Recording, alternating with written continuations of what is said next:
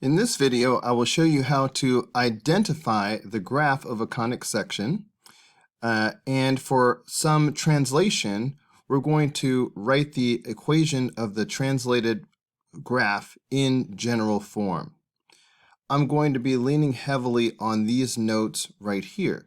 So the key is to figure out the value of A and C. So A and C are the coefficients of x squared and y squared. So since the coefficient of x squared is 3, that means that A, because the coefficient of x squared is 3, that tells us that A is equal to 3. Notice that there is no y squared at all. That tells us that C is equal to 0. Make sure you take a moment to copy down these notes, but the very first line is the one that applies. If A equals 0 or if C equals 0, the graph is a parabola. All right, if there were both 0, then it wouldn't be a conic section at all. But if either one of them is 0, it is a parabola. And that is the situation in which we find ourselves. All right, one of them is 0. That means it is a parabola. So right there, we can eliminate B and D as an option. All right, so fine, it's parabola. Now we need to write the equation of this translated parabola in general form. And this t with the 2 comma negative 3 stands for a translation. It means that the graph is being shifted right 2 and down 3. So to make this translation happen, we need to substitute for every x value and every y value. And we're actually going to do the opposite of what you see right here. We're going to replace every x value with x minus 2. So you see a positive 2 here is going to be a minus 2 here.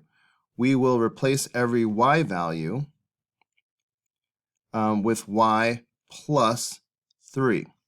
So we had a negative 3 right here, so we put a positive 3 here. We do the opposite of this. So that's what we're going to do. We will just go through this equation and replace all the x's with x minus 2, and we will replace y with y plus 3. So that will give us the following equation. We will have y plus 3 is equal to 3 times x minus 2 squared, and then minus 2 times x minus 2, and then plus 5. So for the rest of this problem, all we are doing is simplifying all of this. Okay, so we have y plus 3 equals 3 times x minus 2 squared is really x minus 2 times x minus 2.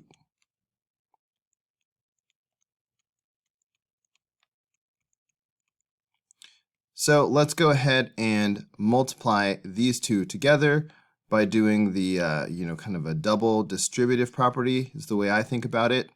So that's going to give me y plus 3 equals 3 times.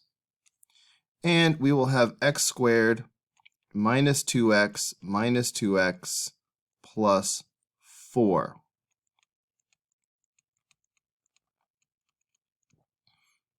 Okay, if we multiply this out, if we FOIL it, or whatever you want to call it. So of course, that's going to give us y plus 3 is equal to 3 times x squared minus 4x plus 4 minus 2 times x minus 2 plus 5. I just combined like terms. So now let's do the distributive property in front of both of these parentheses. So we're going to have y plus 3 is equal to 3x squared minus 12x plus 12 minus 2x plus 4. This is negative 2 times negative 2. That will be a positive 4. And then plus 5.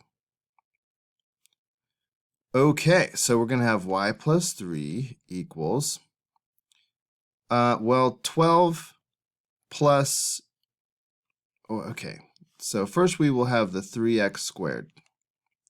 And then I guess next I should look at the x term. So we have negative 12 and we have negative 2x. So that's going to make negative 14x. And now I'm looking at the constants, the 12 and the 4. So far that is 16. Plus 5 is going to be 21. All right, so we will have plus 21 right there. But then the last step is to subtract 3 from both sides. So the final answer will be y equals 3x squared minus 14x plus 18.